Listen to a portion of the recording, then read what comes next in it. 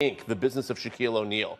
And so I just recently interviewed him, and I actually asked him about Caitlin Clark, and he had an interesting take on it, which he said the tension in the league right now is not racially motivated tension, it's not political tension, it's a rite of passage that she is going to be the face of the league, but the existing veteran players are not going to let her until she basically goes through this on-the-court hazing ritual. And Shaquille O'Neal recently shared his thoughts on the intense attention surrounding Caitlin Clark and the WNBA. His take was unexpected. According to Shaq, the tension surrounding Clark isn't simply about race or politics. He sees it as part of the pressure that comes with becoming one of the league's biggest stars. But that raises a bigger question. When does competitive physicality cross the line? Take a walk with me, take a walk with me, take a walk with me. There is craziness going on in the WNBA. DJonai Carrington tweeted out white privilege from the locker room of a game that she was playing in. Get this, she fouls Sophie Cunningham hard. Sophie Cunningham, obviously a white person, fouls her hard. Flagrant 2, gets ejected, goes to the locker room and tweets out white privilege in the middle of the game. Now here's the kicker to me. A flagrant 2 has to be contact that can lead to an injury that looks excessive. DJonai, it was about as excessive as possible.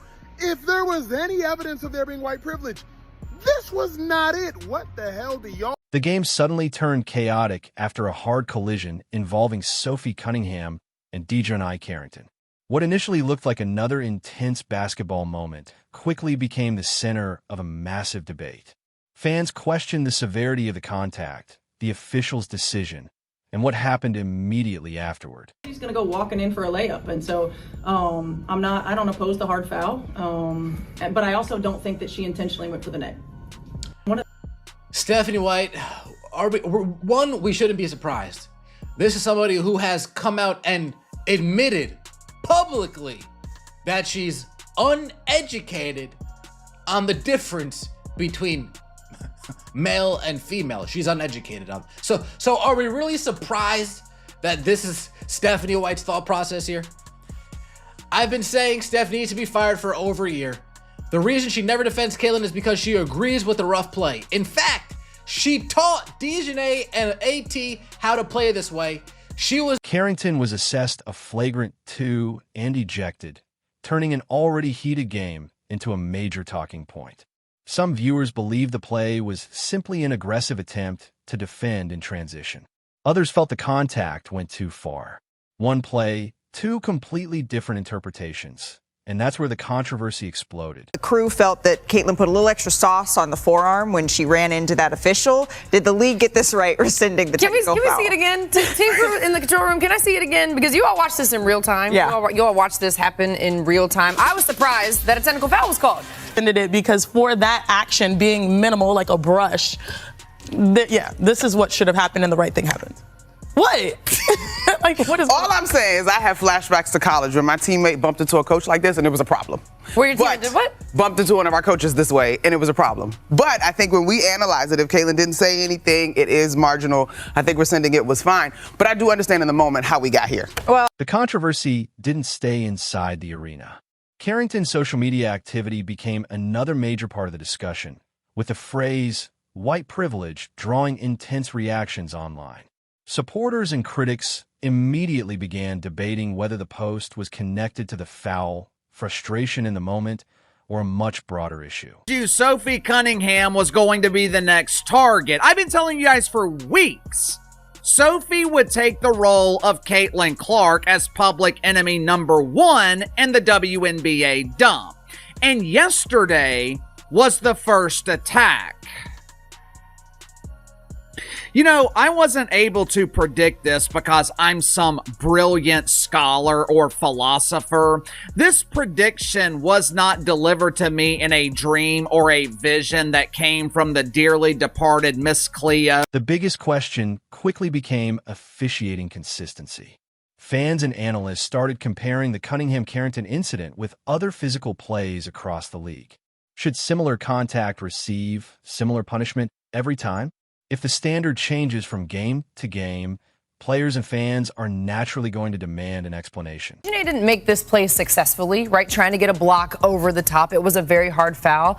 DJonai has made this play successfully so many times throughout her career. No matter what team she has played on, we have seen DJonai make transition blocks. Right. So to me, I understand it was called a flagrant 2. I wouldn't have been mad if it was called a flagrant 1 because I do think she was making a basketball play. It was just... Even though Caitlin Clark wasn't the player involved in the collision, her name quickly became part of the wider conversation. That's the reality of Clark's enormous spotlight. Controversies involving the Indiana Fever often become connected to her. Every foul, technical, and confrontation receives significantly more attention. DJonai Carrington's foul was upgraded to a flagrant 2 on Sophie Cunningham. She was ultimately ejected from the game against the Indiana Fever. Then she takes her to the locker room, and the first thing she does is run to Twitter and say, white privilege. Where's the white privilege in this?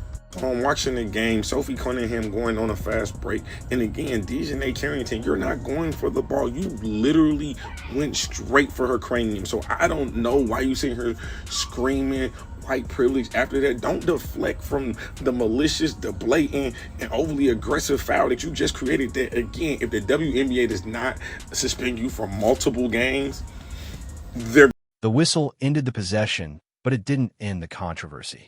Social media kept the moment alive, with fans replaying the collision, debating intent, and choosing sides.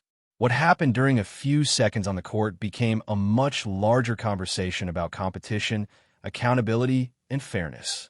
The reason I saw this coming is because I have been seeing this same thing in this toxic turd of a league for years. As I am watching the reactions on social media yesterday of DJonai Carrington assaulting Sophie Cunningham, and that's what this was, assault. This was not incidental contact in the rhythm of a basketball game, mainly because the WNBA is not a basketball league. What you saw yesterday, that was intentional assault. And like I said, professional basketball is supposed to be physical. Defenders challenge shots, fight through screens, and compete for every possession. But there is always a line between aggressive defense and dangerous contact. The challenge for officials is making that line clear and applying it consistently. I don't know if I love them or I hate them at times. It's like if you like anything about reality TV, then the WNBA is, and sports, then the WNBA is for you. Sometimes it gets to be way too much. And this season, I gotta say, I've gotten to that place multiple times. But this game, love it or hate it, you can't say that you could have taken your eyes off of it for any second. The Indiana Fever came in against the Chicago Sky, playing on their home turf. And listen, the Chicago Sky have been a very bad team, but have also taken teams to the wire, like the Minnesota Lynx, nearly beating them very recently. This controversy may not disappear after one game. Whenever the teams meet again, fans will remember what happened. Every hard foul could receive extra scrutiny, and every whistle could become another debate online. That's what happens when a normal basketball moment becomes part of a much larger narrative. WNBA, there's a video of Shaq going around talking about the WNBA. He goes, I have a way to make it equal. The WNBA, they have all the pieces to have a really good league. They have shooters, they have ball handlers, they have finesse. There's no... We just lower the rim so y'all can like we put butts in the seat. No. I don't think that's the problem. That's what Shaq said. He's thinking basketball, not thinking why people want to watch shit. Yeah. You're a jiu-jitsu guy, right? Yeah. The good thing is women's jiu-jitsu, it's actually popping, but let's say it wasn't. From a jiu-jitsu lens, you'd probably be like, oh yeah, if there's fucking more arm breaks. Ultimately, the biggest issue isn't whether the WNBA should allow physical basketball. It should. The real question is whether players, coaches, officials, and fans can understand where the league draws the line. One controversial call can create headlines, but consistent standards are what build trust. And the next matchup could show whether this controversy